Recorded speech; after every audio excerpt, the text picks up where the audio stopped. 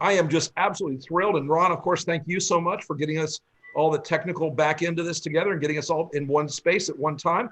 It is a lot like herding the proverbial cats in the Lincoln Project world, folks. So listen, we're going to go pretty quickly tonight because we have a lot to talk about. We want to answer as many of your questions as possible. But I want to say that I know, like all of you, we saw that tweet today and had the same reaction on a scale of nuclear to, oh God, he's at it again. Well, mine was more on the nuclear end, as you can imagine. But I will say this was a red line for us. This was a moment for us that reminded everybody on our team that in the 90-some days to go, there's no rest. There's no let up. There's no days off. There's no nights off. We're going to bust our asses every day for you folks. And we're going to ask you to join us in busting your asses as well. I'm sure we're going to get some sign-up things out to you folks during the course of this broadcast. And I am really hopeful that you will engage with us at every level, whether if you can afford to donate, that'd be great. If you wanted to work in our grassroots side in a swing state, that'd be amazing. We've got a lot of opportunities right now. The era of COVID has made it much more difficult to do the old-fashioned grassroots campaigning. However, there are still things you can do to help move voters in swing states, and we would deeply appreciate your participation in it. Even if it's just sharing content on social, that moves votes. Today, that moves numbers. And I'm going to say this without any hesitation or question, we're reinventing grassroots campaigning because we have to.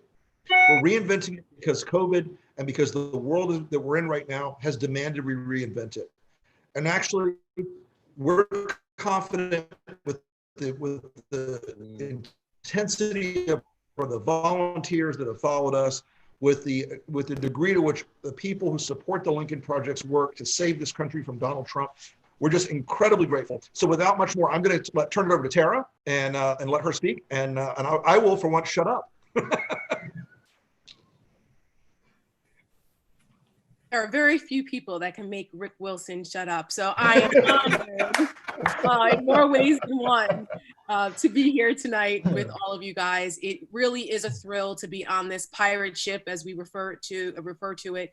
And I really cannot express how encouraging it is for me to see the way that this movement has grown and the amount of grassroots support all across the aisle for what we're doing, because we all recognize that Donald Trump is an existential threat to our republic. And that idea has bonded together so many of us in ways we probably never thought. And that gives me hope, because it shows that the country, albeit divided in some ways, but in other ways, there are ties that bind us together, and love of our country and our republic and our Constitution and our democratic norms, institutions, and ideals is something that is unbreakable. And we are all here to fight together to make sure that come November 3rd, Donald Trump is voted out of office in a free and fair election. Like Rick, I was horrified by what I saw this morning, which seems to be a perpetual state for many of us, because you never quite know what you're going to wake up to on the Twitter machine from Donald Trump, and every day it's something else. And we have to make sure we don't exhaust ourselves to the point where you just say, well, forget it. No, absolutely not. There is a role for every single one of us to play. Just because we all have different platforms here in the Lincoln Project that may seem bigger than those of you who are watching, that's not true. Every single one of you is a leader in your own sphere. And you are, just by even being here and supporting what we're doing in the Lincoln Project, you are already actively taking steps to help us save this republic from this nightmare. So remember that you have a voice, you have an opinion, you have a viewpoint, and you have the ability in this country still to cast a vote freely and bring your friends and neighbors with you. So thank you guys. I'm happy to be here. I can't wait to answer lots of your questions and continue to encourage and activate the righteous anger of the American people to make sure that you know who is no longer in the White House come November 4th. Voldemort. As my good friend Whoopi Goldberg says, you know who. Yeah, you know who. Mike, over to you. Thanks so much. Thank everybody again for being here. I don't want to spend a whole lot of time on the niceties because We've got a lot of questions to get to, and I know that there's a lot on your mind, especially with the news today. And I know that we've said that a lot, but it continues to inspire us, as Rick and Tara just mentioned. I do want to say a couple of things from the get-go. The first is, as Rick pointed out very accurately, what the Lincoln Project is doing is corralling the energy, the anger, the passion of a country that has had enough. And it is redefining grassroots activism in a way that I have not seen before, that nobody has seen before. This is unprecedented activity that is happening here. And if you had asked us 2-3 years ago about collectivism and activism online, every political professional would tell you that's not the way you move the needle. That's not the way you start to move public opinion. In a time of pandemic, in a time when this is the focus of the country, that is the exact opposite. And we're going to talk a little bit more about what you can be doing. But as we enter the stretch here with just a little over 90 days, if you're not retweeting and amplifying and offering your voice and your energy and your passion online, you're not part of the solution here. So I want to talk real briefly about what has changed since our last national town hall. The first is, if you've seen some of Rick's really creative genius on display in the past week, you'll notice that some of this is focused on places like Alaska. We're up in Montana. The numbers are softening for Trump in Texas and in Georgia and in Arizona. Again, 5-6 months ago, none of these were considered battleground states, but it's absolutely imperative that we, as the people that are pushing the envelope here and pushing the edge and the boundaries of Trump and Trumpism, we're seeing this softness with the Republican base, the Lincoln Project effect, as we call it. Republicans are moving off of this presidency. The fever is breaking, and they are realizing that we need a different direction for this party, but primarily this country. And that contrast is being drawn, and it's forcing us to look at the battlefield map of the 270 required electoral college votes in a fundamentally different way. And that is a direct result of your helping us to dominate the narrative on what is going on. We could not do this with X number of gazillion dollars. We couldn't do it with just 20 people here at the Lincoln Project. This is a function of everybody working together and amplifying this voice and changing the narrative and taking oxygen away from Donald Trump, where for the past 3.5 years, he has been sucking up all of the oxygen. So I want to end it on that and say thank you. I'm looking forward to the questions, but guys, not a whole lot of time left. If you're not waking up every day wondering what you can do with this day to make a difference in the future of this country and history, you will never get that day back. Okay, that's the way you need to approach every day, is what am I going to do today to make a difference? And we are making a difference, and it's the energy of an angry, mighty nation that is coming to bear, and it's an honor to be a part of this. Absolutely. And Mike, if anybody's interested in going deeper into the numbers, you mentioned the Lincoln Project Effect. We recorded a podcast episode titled The Lincoln Project Effect, and Mike digs into the numbers even deeper there. So I'd encourage you to go check that out. It's the Lincoln Project podcast. Rick, back over to you, because we have a special treat for our audience tonight. Well, thank you, Ron, and thank you, Mike and Tara. So John Turteltaub is one hell of a director. And when we ended up getting connected a couple months ago now, John, I was just absolutely thrilled by the chance that you would bring any of your creative energies to bear in this thing, and you sure have. So I want to welcome you to the Lincoln Project Town Hall, and thank you so much for helping us out. And if you want to say a few words, and then we'll see some of that creative. Well, it's even better than you said. No, it is. To those of us on the outside, getting to know the Lincoln Project people, you guys are the celebrities in the world right now. You're the rebels and the ones really taking the bullets and firing them at the same time. And all of us who are so sure we know what's going on talk to other people who agree with us, and it's all preaching to the choir. And when I met you guys, and I mean guys in a gender-free way, obviously, that it is clear that this is a way to get a voice out to a much larger group. The essence of the Lincoln Project is the subversive part of it. This is, how do you get these messages to the other side, right? It's always the key to making the world better, is to bring in your opponents and your enemy rather than just try to fight harder than them. And you guys are doing that. So I said, all right, what can I do? What can I do? And you guys, I'll tell you what you can do. Go direct something. That's it. That's the end. Now you jump in, Rick. So, Ron, I guess you got John's 6-minute production he's made for the Lincoln Project. It's called Wake Up. And it was 2 hours. I cut it down from 2 hours. Wait, is this a 3D version? It is. All right, Ron, if you want to roll that for everybody, let's. We have it queued up. CJ, if you would do the honors. 6 minutes. Go pee if you need to. Go. He's been up for 20 minutes. Just tell me he's okay. Where is he? Where's my baby? I want to see him right now. Harry, no hugging, We're not gonna hug nobody. Hi, Mom. Hey. It's okay. Hi. I'm okay. It's okay. But the doctors won't tell me anything. Could someone please explain what's going on? Okay, honey. You were in a very bad car accident. Yeah. And you bumped your head. And so about 3.5 years have gone by. 3.5 years? Yeah. You were in a coma. Yeah. And now it's 2020. Wow. Wow. Did I miss anything interesting?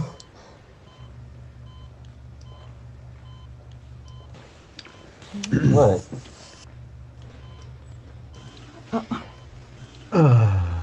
Just you guys go. Go ahead. Well, sweetheart, do you remember that our president is Donald Trump? Of course. We finally got a Republican back. Strong leader, boy. He's a strong leader. Supporting families. Well, of course, he's got a bunch of his own family working in the White House right now. Bless their hearts, And too. as he promised, he's keeping the Mexicans out. So he actually built his wall. Well, Hey, how'd he get Mexico to pay for it? I don't think I remember him saying that.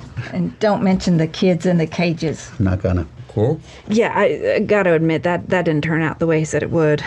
If I remember right, his wife was an immigrant. Oh, Isn't she pretty? goodness. I just love all her She's dresses. from one of those non-shithole countries. And she was so strong when she found out that her husband was paying off one of those, Porn stars. Exactly. a porn star. Oh, I guess we did want an outsider Republican. Yes, we did. Did he lose the evangelicals? Actually, they didn't really say very much. You know, he eventually took a picture in front of a church with a upside-down Bible, and that helped. It did. And we have race riots. Race riots? No, more like peaceful, everybody riots. Everybody move around. Yeah. People in the street yelling for equal rights for black people again. And you know what? I have to admit, I do agree they deserve it because the police keep accidentally killing black people. Well, we can't support that. We're Republicans, not Klansmen. That's Kiddo, right. kiddo. You know, they're fine people on both sides. You believe that? I'm trying to. Trump was just making a point about fairness and there being two sides to every story, especially when one is so terrible. That's right. Keep it balanced. Just like how he got himself impeached. Whoa, impeached? For what? For supposedly cahooting with the Russians. Wow. The Republicans must have crushed him on that Russia Oh, stuff. no, my love. They are loyal, good people. Well, especially that Mitch Mcconnell. But I thought we hated the Russians. We do, except we like Putin. Apparently, he turned good. I mean, let's be honest. Trump knew for a very long time that Putin and the Russians were paying off the Talibans to kill us. Oh, the news networks must be just destroying him. Oh boy, honey, we don't listen to them. We're the scientists. Yeah, it's fake news. Fake news. Oh, wait a minute. Did you all become doctors? Why are you all wearing masks? Well, Pumpkin, there is a virus killing people all over the world. Now, at first, Mr. Trump said it was just a hoax made up by the Democrats, but people kept getting sick. So then, Trump asked the doctors to figure out a way how to inject disinfectant into everybody. But then finally, Trump took some medicine, although not the real kind, not the real kind. And now, over 150,000 Americans are dead. I mean, nothing could be done about it, right? Excuse me. How do you know if you have the virus? No, you don't. No. No. I mean, we can't get tested. The president slowed that way down. But that was so that less people died from it. That's correct. Wait, what? Would you like a mask? Oh, God. Oh, honey, look at him. Hey, don't you worry. The reason we elected him was so he could fix the economy. That's exactly what he did, right? He gave huge tax cuts to the rich folk who hire people. Oddly, they didn't hire people. Millions of people are newly unemployed, including your father. Oh, that's me, Mr. Lose Your Job. Lost my damn job. Do you guys remember how nobody came to his party in Oklahoma? No. Where he was just talking about how he could drink water. Well, he did it well. It was he like did do it good. It was an assist. You know what, Gary? We should go stay at Mar-a-Lago sometime. I bet we'd meet some big shots. No, we can't afford that, honey. Oh, I forget. No, my favorite was that time when in Puerto Rico, when it started raining, right? Cats and dogs. So then Trump went down there and he threw them all free paper towels. that's right. Paper towels. And now He you did. can't even find a paper towel. So. Exactly. Yeah, absolutely. You know what we never did What? find out the meaning of kofefe, though? No, I think that's Kofifi. Kofifi? That's the French see, version of it. right.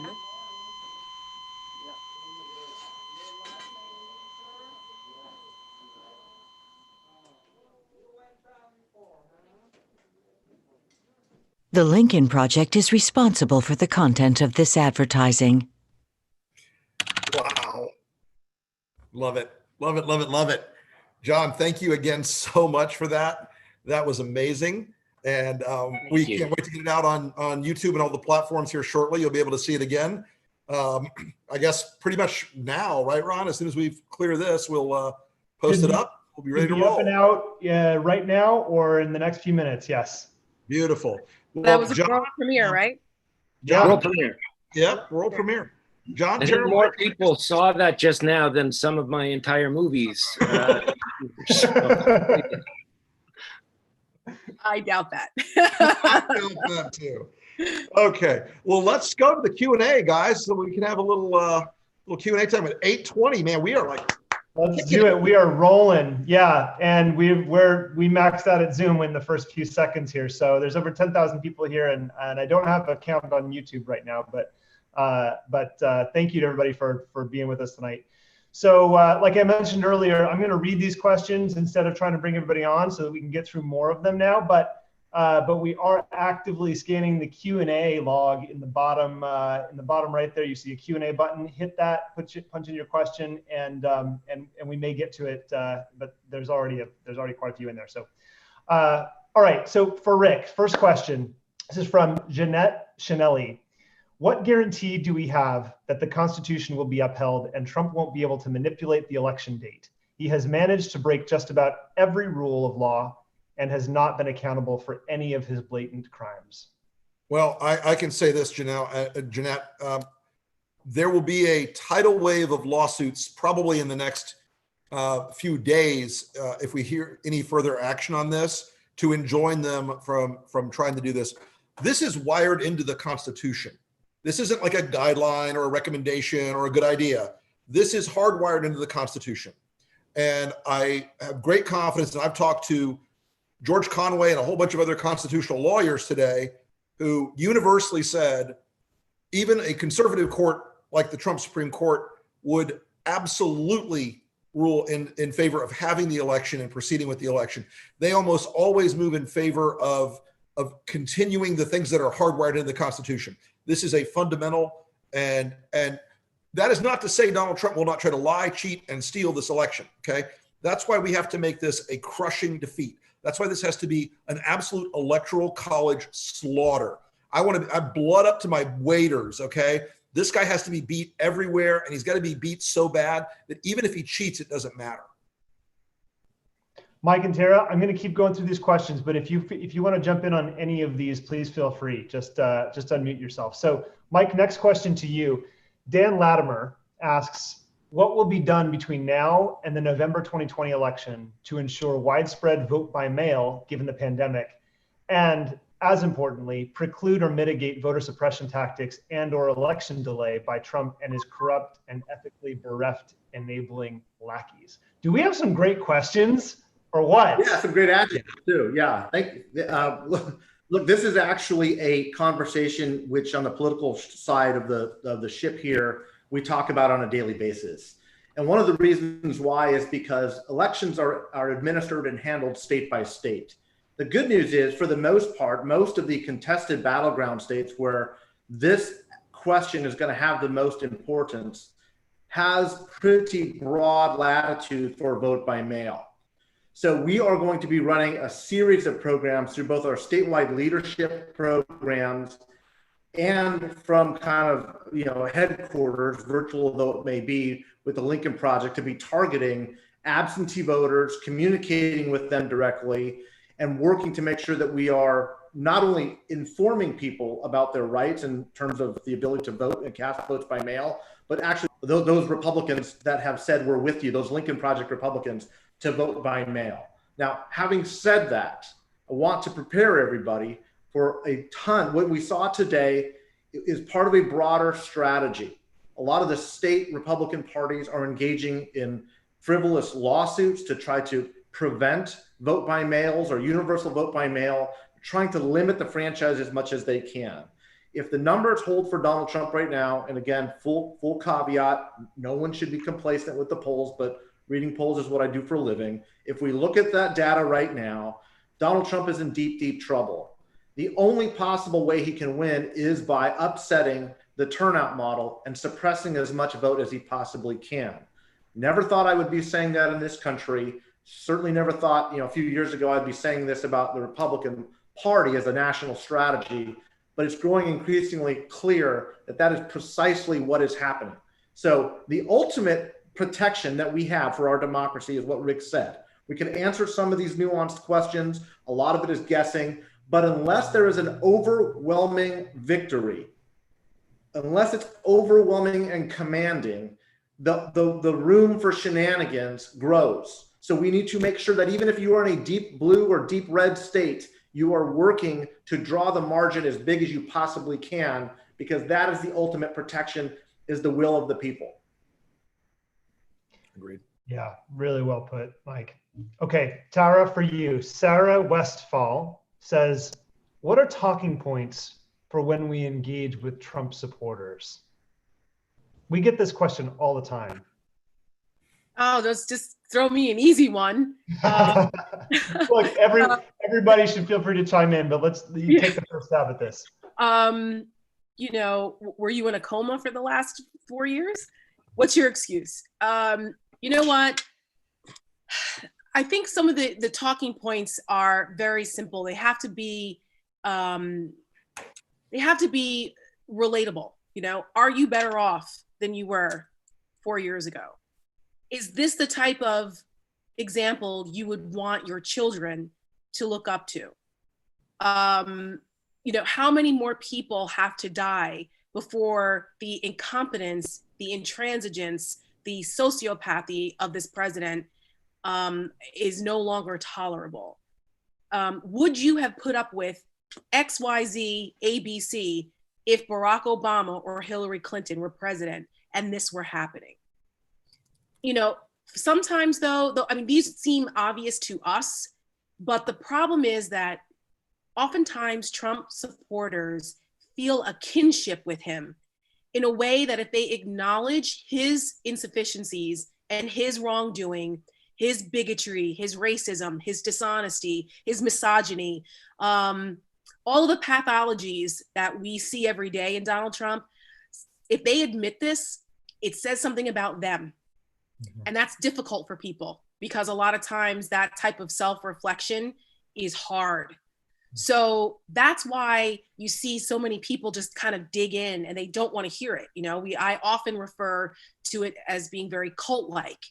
And I never thought I'd be saying that in the United States, but it is very cultish. And now, as 151,000 plus Americans are dead and dying and continue to, it's turned into a death cult. So what are the talking points? It depends on who you're talking to. Some people are just not going to be convinced. And that's on them. They're going to have to answer for that. They have to go to, they have to explain that to their children. But for the ones who are still on the fence, which is hard to believe at this point, still on the fence, but I would just simply try, instead of being accusatory, I would just simply act like, do you feel comfortable with what's going on now? And from that point on, you can gauge whether they want to engage in a conversation or if they're just going to stay dug in. Because, the ones that are dug in, I usually am never someone to say that it's a lost cause, but for some of them, it's just not going to happen. But for the ones who are willing to have the conversation, and if they were Trump supporters before, they're Republicans and they feel as though it's somehow you're going against the party, or they have family members, it's hard to go against your inner circle. Sometimes it takes being a nonconformist to change things, and it's bigger than that. No one knows what you do when you go into that voting booth. So you need to do what you feel is right for you and your family. Don't be afraid to speak up. Yeah, I would add that personal stories are often the most effective ways to approach people. And, I know we've talked about this before, but for those of you who are listening or watching who have had a change of heart, a change of mind about Donald Trump, you need to tell your story. You need to tell your story to the people who need to hear it, because that's one of the most powerful things that you can do. Rather than peppering them with questions, even if the questions are sometimes genuine and honestly curious, you will probably have more luck sharing your story. Or pointing your friends to stories of ex-Trump voters who changed their mind and have come to a different conclusion for this election than you will trying to convince them yourself. And I would point you to an episode that we just released on the podcast Wednesday, with a 72-year-old woman named Rita. This week has been a long month. Yeah, it sure has. And she is one of those voters, and I would encourage you to listen to her story. It's quite moving. Okay, back to Rick. Katrina Moniz asks, I'm scared that most Republicans will just choose not to vote since they dislike Biden and Trump. How do we convince them that they must vote for Biden to ensure Trump loses? Well, we're basically a nation in terms of activist political votes, kind of drawn pretty much, even round numbers in most of these states. There are not hugely dominant party affiliations in any of the swing states, particularly for reasons that they're swing states. I will settle for a Republican who does not vote against Joe Biden. That's half a vote for me right there, okay? I would prefer them to come to Biden, and we're going to encourage them to do that at the Lincoln Project for a very simple reason. There is a difference in these two men, a fundamental character difference. And we've said it before, there are plenty of times that we're going to disagree with Joe Biden on policy, but I can tell you one thing. I'm never going to wake up in the morning and wonder, oh God, did he tweet something stupid and start World War III? Or is he surrounded by people who are malicious and who think that putting kids in cages as a political example is something that's acceptable in American political life?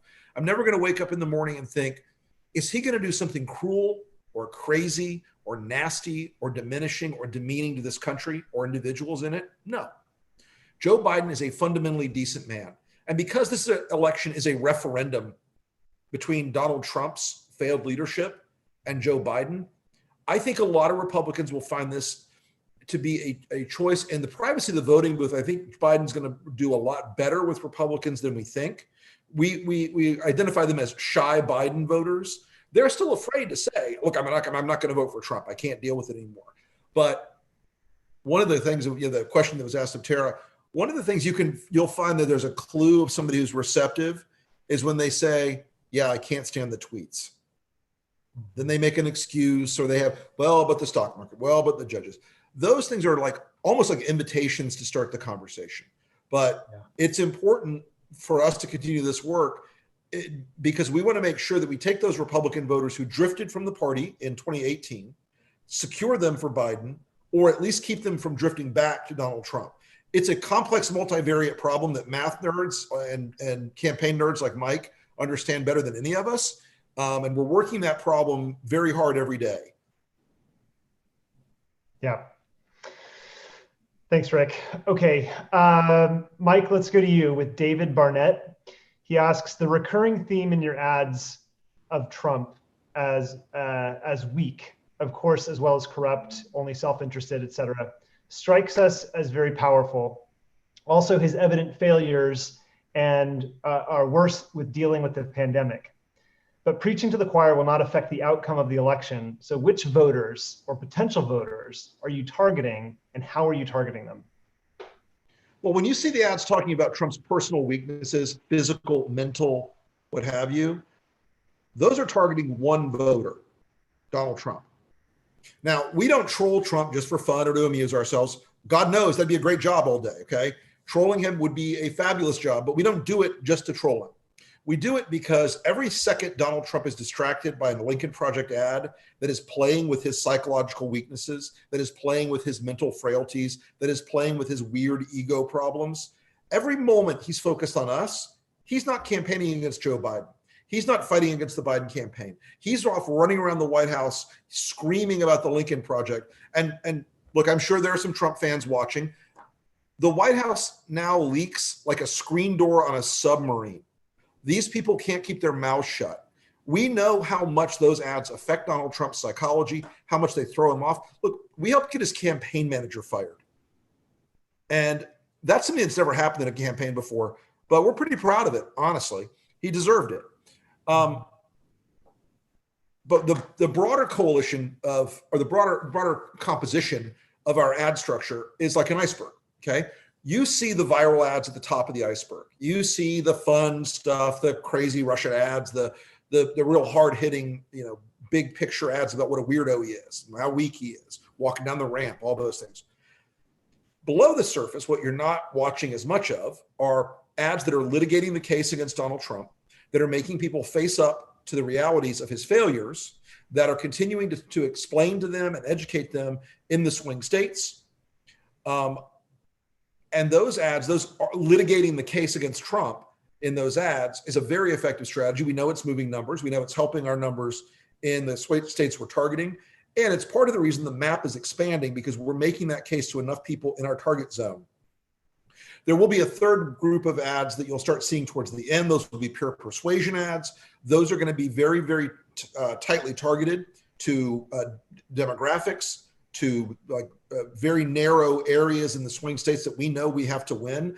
And Ron and Mike have got the voter targeting operation running at 1,000,000 miles an hour. So we're going to know in these persuasion ads, okay, in this suburb outside of Detroit, Michigan, we need to be talking about COVID.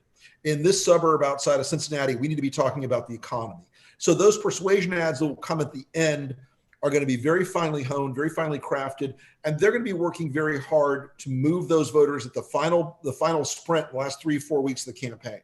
So I think that's my 90-second version of, which I probably talked for 3 minutes, who knows? The 90-second version of yeah, never give me the floor. We're not keeping track. Anyway, so that's the ad strategy in a very 30,000-foot view. Perfect. Rick, thank you. Mike, I would like to give you an opportunity to, maybe you can talk about the numbers specific to the swing states that Rick was mentioning and the voter targeting that we've been doing. Yeah, and look, what Rick just articulated in a much better way than I could is essentially why the Lincoln Project's efforts are working. If you look at every one of the Republican demographics that we have targeted, whether it's suburban college-educated women, or seniors 65 plus, or faith-based voters, or voters with a military history and tradition. All of these different disparate wings of the Republican coalition, the one common thematic that has really eroded support isn't a policy issue. It's not a values-based issue. It's that they believe in three essential things. And this is what you should be communicating to Republicans who may be on the edge or your social media platform in talks with your friends over the next 90 days. The first is competence, the incompetence that led to the COVID crisis. The second is the word mismanagement, how it has been completely mismanaged, not once, but twice, that is now driving the economic destruction. And then lastly, the idea, the sentiment that this didn't have to happen. Incompetence, mismanagement, this didn't have to happen. Most of the wizardry that Wilson puts together can essentially be constructed in that frame because it talks about his weakness. And even the ads that are focused on an audience of one reinforce what we all as Americans already know. And that's why they are so powerful. And it's funny to hear consultants from the sideline asking this same question, saying, well, these aren't really talking to Republican audiences. Imagine for a moment what 2020, this presidential race would be like if there were no Lincoln Project, okay? Is it effective? You're damn right it's effective. It's swarming and enveloping the entire narrative because it's working and because it's pushing Republican support levels lower. You can't get as low as he is in the polls at this moment, and we're going to keep pushing, guys. We're going to keep pushing unless you are hemorrhaging Republican support. It's why Trump is spending in Texas. It's why they're reinforcing in Georgia. It's why they're panicking and pulling out of states like Michigan. They may go back, but at this moment in time, it's a defensive strategy. They are trying to hold the walls of their fortress together when they're on fire and crumbling around them. That's okay. It's a perfect answer, Mike, to a question we get all the time, which I'll just reiterate here. You know, aren't you preaching to the choir with a lot of these ads? Anybody who's wondering that, go back, rewind this event, listen to what Mike just said, and there's your answer. Okay, let's go to Tara next.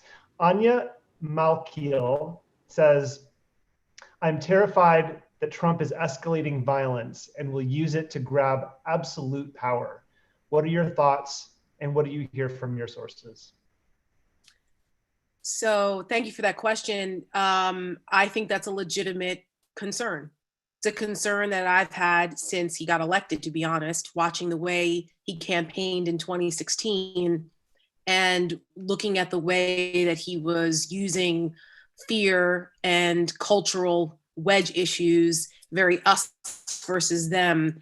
I felt that that was quite dangerous. And knowing Donald Trump's history of being a racial bigot and racist, I knew that he had no problem playing to that base. And then obviously we saw what happened with Charlottesville, which just confirmed that, Charlottesville confirmed that he was not going to rise to the occasion, that he was going to continue to fuel those flames of racial tension and division in this country. And he's really unearthed some very ugly aspects of this country that, frankly, I didn't think were still there in such large numbers. So when I see the way he's handled the George Floyd protests and the new Black Lives Matter movement for equality, which is really like a modern day civil rights movement. We have not seen anything like this. This is different than what happened in 2014 and 2015. The way he's handled that has been alarming.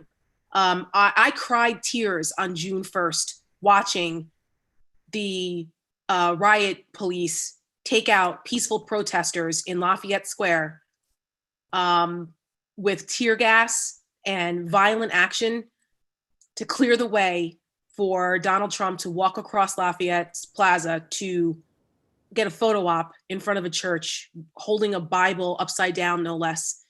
That was an image that I never thought I would see in America, and I was horrified. And I come from a law enforcement family. My husband is a federal law enforcement officer and has been for 20 plus years. My grandfather was the captain of our hometown police department for 40 years.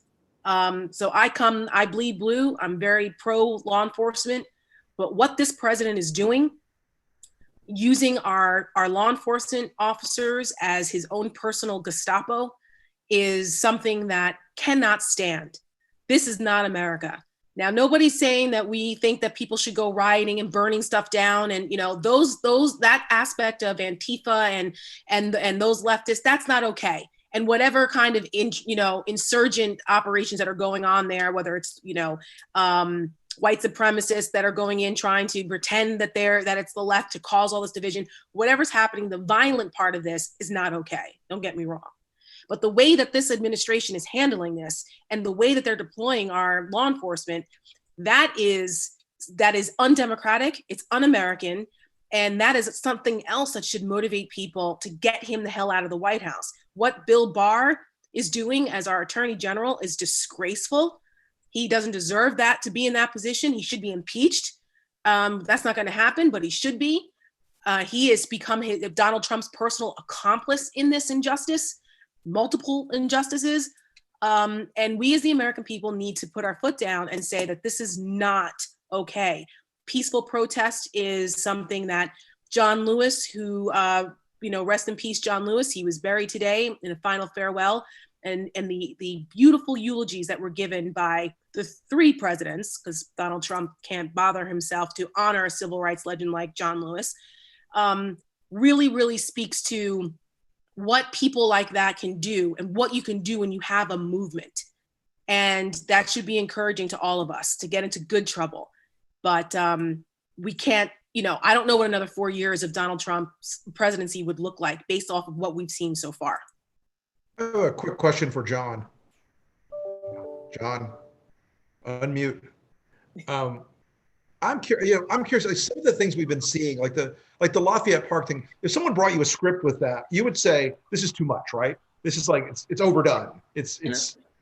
I think we've been reading and seeing that script for 40 years. There's a million examples of how things can go wrong, and they're all looked at as these fictions. And look, even COVID, we're all walking around with masks and we're watching baseball games and hearing crowds, and we look and there's no one there. And I think there have been tons of these movies made, and here we are living one, and maybe it's helping us to see it clearly, but apparently it hasn't helped enough. And look, there's also movies made about what comes next. And Trump, I don't think is just, the worry isn't that he's throwing the election for him. It's that the stink he will falsely put on the election is going to last for years. Right, and that there's a third of this country who will never believe it was fair. And it sets a new normal. And that's the biggest danger, I think. I think that's exactly right. That's right. What keeps the democracy is the peaceful transition of power and the faith that the American people have in it. And if you don't have that faith, it doesn't work. And Donald Trump knows that. And so do the people around him, the Steve Bannons and others, the evil menaces around him. They know that, which is why he's chipping away and using the tactics that he's using to undermine the credibility of the foundations of our republic. That's the most dangerous part of all, is we can't fall for it. We're accomplices too, quite honestly. Maybe not many of the people on this call, but come on, Trump is the symptom here. Trump is as awful as he is. Everyone who's ever supported him is a sign of our willingness to be that horrible. And the worry for me is when someone says, that's not America. It's America, folks. And that's what we have to adjust our thinking on and make a change. I think it's always hard to admit that this country has elements in it, and always has, that that arc of history bending the right direction is often slow to bend because of resistance inside our society and our culture that we have to look at with a hard eye and admit some of the things about it that are very difficult. Anyway, Ron, what's next? We sure do, yeah. So Rick, this next one's for you.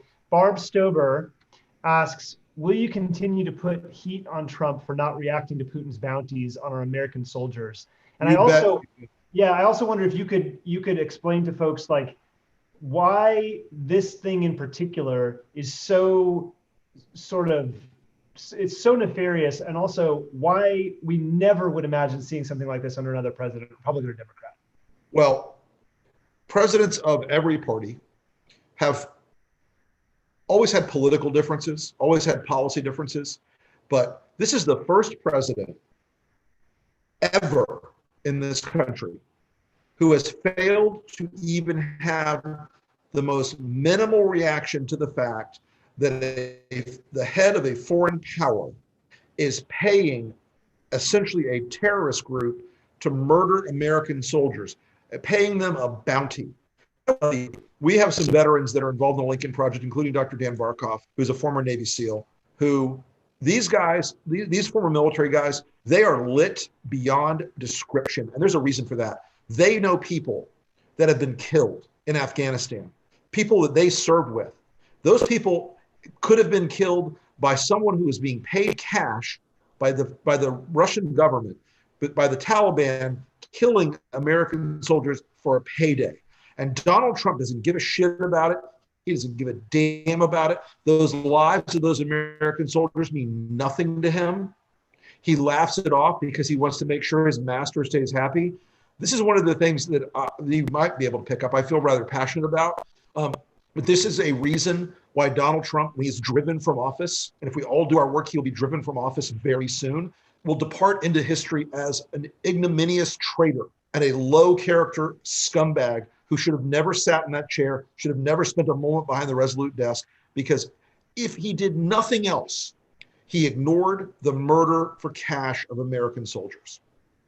So Barb, the answer to your question is yes. Oh, yes. Barb, the answer is yes. Yeah. Can I add something really quick to that? Absolutely.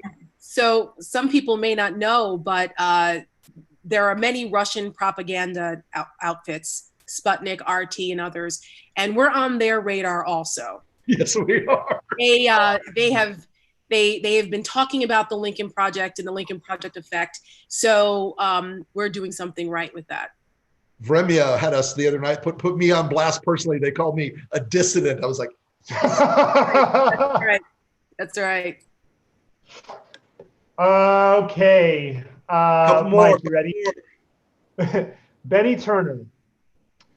A recent Pew Research poll found that Trump approval has dropped among white Christian groups, including white evangelicals. Does the Lincoln Project have a strategy for capitalizing on this trend and persuading white conservative Christians to vote for Biden, or at least stay home and not vote for Trump? Mike, take that. So I'll speak to that a little bit, and I'm going to let Rick obviously follow up. But look, this was the bone. Okay, we knew that there were two really deep constituencies that if we were able to move them, then we would be seeing not just Trump, but in all likelihood Trumpism being flushed out of Washington. Okay, we knew that we could get suburban college educated women when we started this back in the winter last year. We knew it would be tough. We knew it would be difficult, but we also knew that we only needed 3 to 4% of Republicans to peel off. And in talking about some of these issues, we started to see some of that early movement. But you'll remember one of the first ads, maybe the first ad we ran, was the MAGA church ad, right? Which was talking about this discrepancy. And I'm going to let Rick talk about this because his brainchild and his baby. But look, we knew that there was a values-based proposition that a lot of voters of faith have. And it's kind of what Tara was talking about. Their very identity is challenged when they have to start saying, maybe I can't vote for something or somebody who has been inculcated in me for decades and decades that this is what I do. The character question is increasingly of paramount importance. And as I mentioned, what is moving faith-based voters is not, unfortunately, the porn star payoffs. It's not the grift and the corruption. It's not the horrible things that he says about women and minorities. It's not about putting kids in cages, but it is about the incompetence that is now threatening their very lives the way that it is everybody else. And we can see that steady drop. We're agnostic. Our job is to win the damn race and to win it as big as we possibly can. And we're going to meet voters where they're at. We're not into moral victories. We're into victories. That's what we are going to do. And that's what we have been doing. And so a lot of these questions, we get a lot of policy questions or kind of judgment questions on what is the Lincoln Project really trying to do, I'll tell you exactly what we're trying to do. We're trying to win the damn race, and we're trying to win it. We're trying to win it as big as we possibly can, and we'll let other people from other walks of life kind of have these discussions afterwards. But that's the short answer from the political persuasion. But Rick is as the person who's coming up with the creative and the messaging, he's much more equipped to talk about this. So in terms of you, Rick. I think Mike really covered the bases. It was one of our first ads. Yeah, well, one of our first ads basically confronted Trump's evangelical support base and asked them, do all these things when you have to face them, do they make you proud? Is this what you really believe? Is this really the kind of person who represents your values? Now, Donald Trump, as Mike correctly said, has lost evangelical support, and it's not all gone by any means. He still has the majority of evangelical voters, but the intensity level has dropped off about 8 to 12%. And those folks are experiencing the same thing every other American is experiencing. They're experiencing the fear of COVID. They're experiencing the fear of having to send their kids back to school without a plan to keep them safe. They're experiencing the fact that last month, 32% of American families could not make a rent or mortgage payment. They're experiencing the fact that right now it's getting harder to feed kids. They're experiencing the fact that Congress, because of Mitch McConnell, is currently holding hostage that $600 extra a week. And that's not because that $600 isn't so people can stay home and lounge around and watch Netflix. That's so they can feed their kids. So they're feeling all those things like every other American. And the drop off in Trump's top line numbers with them is consonant with what we're seeing in the other polling. And especially because COVID is a super powerful indicator of support for the president. The more you were worried about it, the more it's affected you, the less you're going to support Donald Trump. Okay, we got a couple of questions that kind of go together here. So I'm going to read them both, and then I think this will spark a little bit of discussion because these are, I know that these issues are on everybody's minds right now, this week especially. So first one is, with everything we are hearing about Trump and his cronies, particularly now at the USPS, I would like to hear candid, straight advice about what you think I should do, vote in person or vote by mail. And then another question from Rhonda Rose is, one of my biggest concerns leading up to the election is voter suppression. Any thoughts, plans, volunteer attorneys to be ready to challenge in court? Election security, timelines, paper ballots, the United States Postal Service, Postmaster General is now being told to slow down the mail. Postmasters by the new Postmaster General that Donald Trump just installed, who is the first Postmaster General in a long time to not be a career civil servant at the post office. Where do we begin? Mike, maybe you want to take this one first. How do we begin to talk about this, all the facets of this very big problem? Well, I think you articulated it right. It's a very big problem. And here's the main thing that I think people need to be concerned with. If you allow yourself to go down this rabbit hole, you can see a million different boogeymen around every tree. Okay. And I'm not trying to dismiss the seriousness of this issue. It's extremely important. It's the foundation of our democracy, and it needs to be handled and treated as such. Having said that, look, I have been voting by mail, and I have been running Republican vote by mail programs and spent millions and millions of dollars over the past 20 years to train Republican voters to vote by mail. Okay. It's safe. It's secure. Is it slowed down? Yes. So let's just use some common sense here. If you can vote by mail, I would vote by mail as early as possible, okay? Don't vote the day before and stick it in the mailbox. If you can't vote in person and give yourself as much possible time, there's going to be a lot of long lines, and there's going to be lines not necessarily, and listen to me before you throw things at me, because of voter suppression. There's been a long trend towards consolidating vote centers, and I believe there's going to be a very high turnout regardless of the pandemic, okay?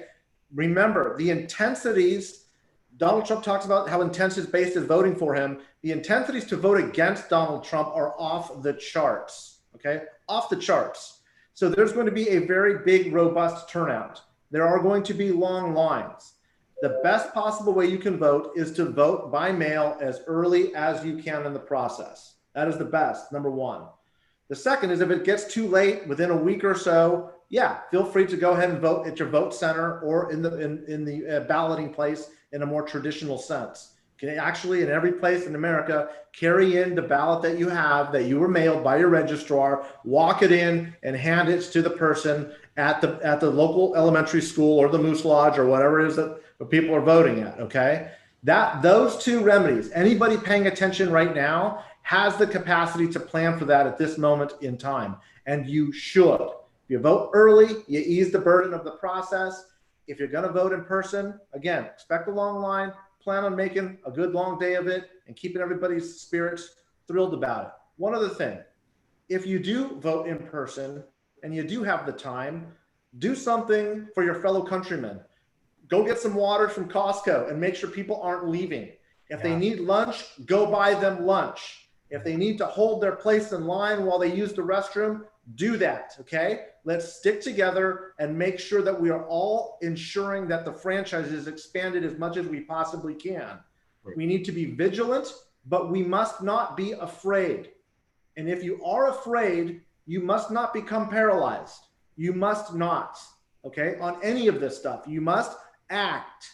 Use that fear, use that emotion as a catalyst to act. Do not become paralyzed and do not cower. This is our moment, okay? Every generation of Americans has had to face some enemy, usually foreign, never domestic, but I am absolutely convinced that we are going to do this. But we must not become coward. That is the goal. They are trying to use fear to frighten us into submission. Do not cower to it. I cannot agree more with what Mike just said. The way to overcome fear is to move forward. The way to overcome anxiety about this is to move forward. Vote early, get your ballot in early. If you want to go vote on election day, God bless. But the earlier you get your ballot in, the less chance there will be of shenanigans by Trump allies. The earlier that ballot gets in and gets counted and registered, and though, by the way, those are all scanned, there's a little barcode from the Postal Service on all those. Those are all accountable, okay? So we're going to know if there are shenanigans going on in different places. And we do have a team coming together and a budget coming together for a group of junkyard dog election lawyers who are going to be tearing them wide open if we start spotting this stuff before and during election day. And George Conway is going to be leading that team, and there are going to be some real firepower there. They're going to be folks who understand this process very well. But again, as Mike said, if you're afraid of this, if you're scared of something, if they've ratcheted you up and made you nervous, I want you to remember the Rick Wilson rule. This has gotten me through life. Winston Churchill had a cleaner version of it called KBO, keep buggering on. My rule is FIDO. Fuck it, drive on. Always move forward, never stop. This is an election where you cannot stop. We have to run through the tape on election day. We have to push as hard as we can, as long as we can, and get this job done because the whole future of this country is dependent on it. Absolutely. Tara, is there anything else on this topic you'd like to add? Just from a practical perspective, some folks, you don't have to, like to Mike's point, you can bring your ballot and drop it off. Like if you can't mail it, that you're able to do. Also, you need to become familiar with who your supervisor of elections is in your state, in your county.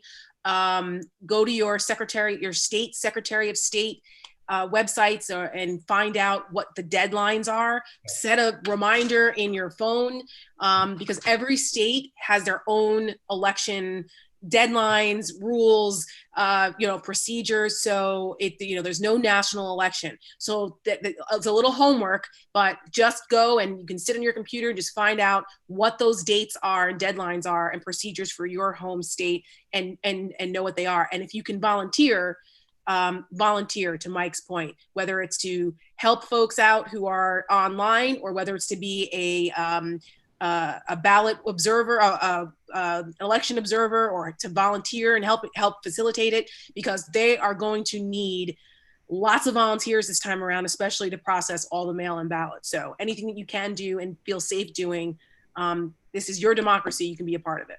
One other thing, the resource vote.org is incredibly important. I strongly recommend if you need to find out voter information about your own registration status or others, vote.org is a fantastic tool.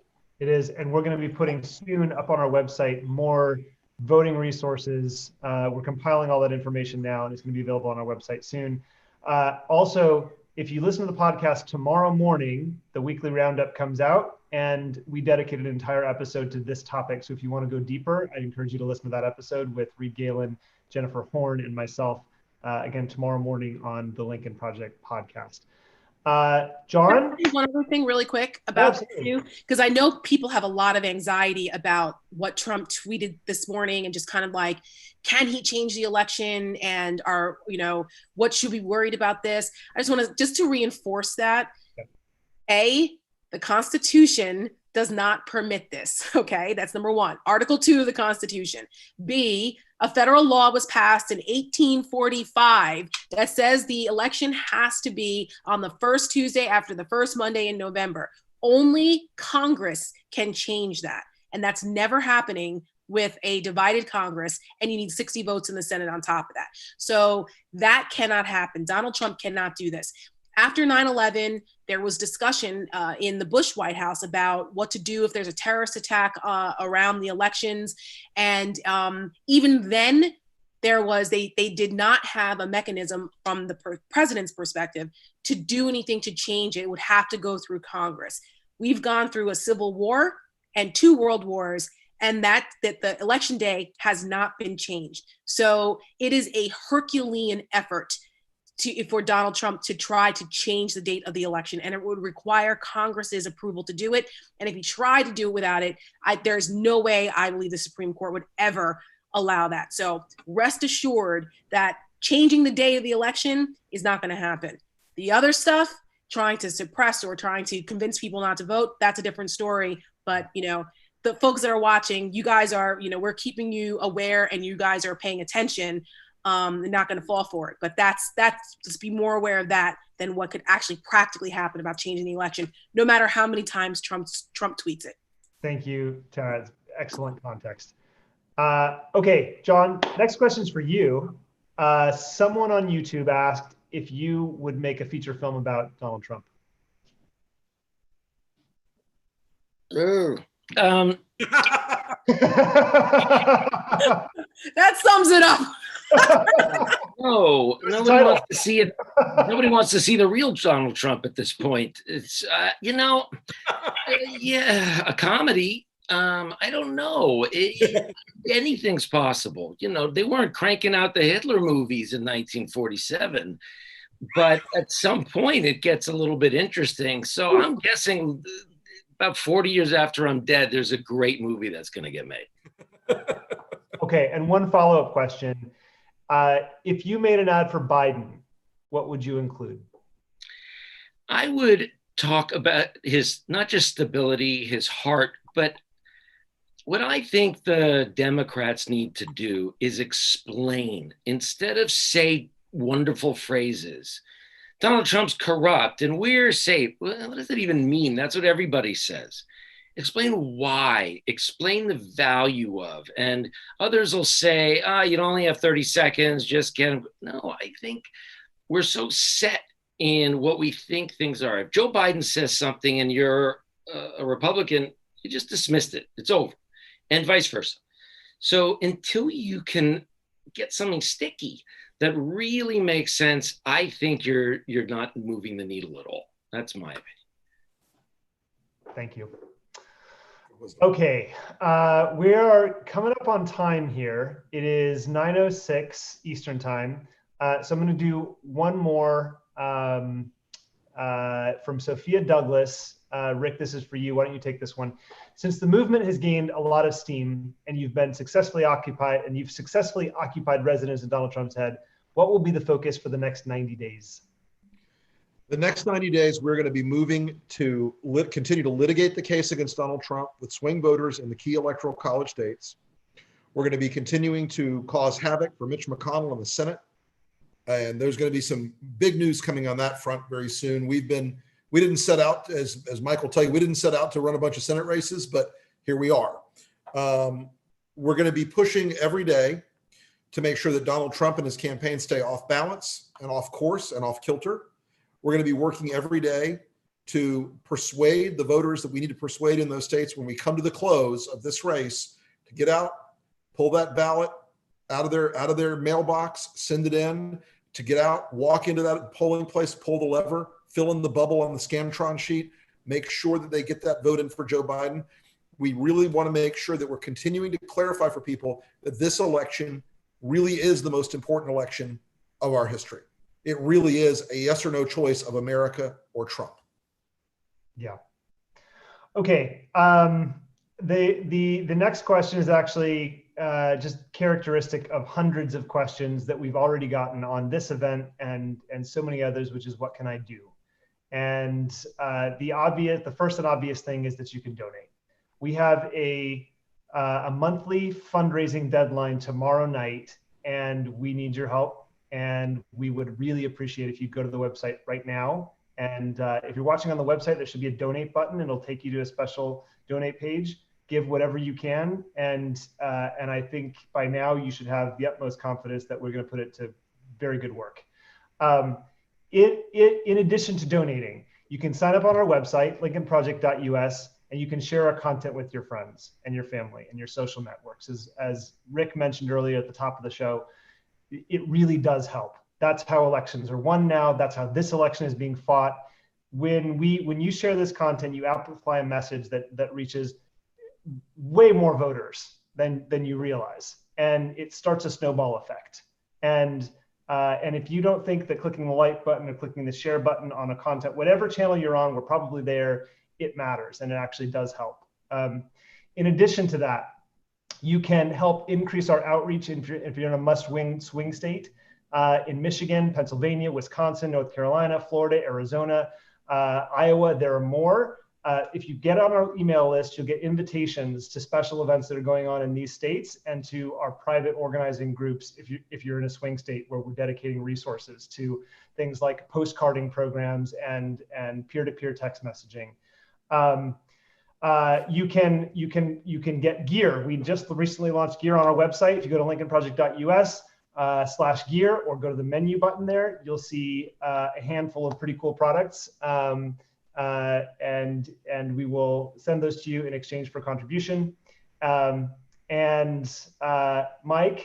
if I could impose on you to round us out with some closing remarks and end us on a happy note.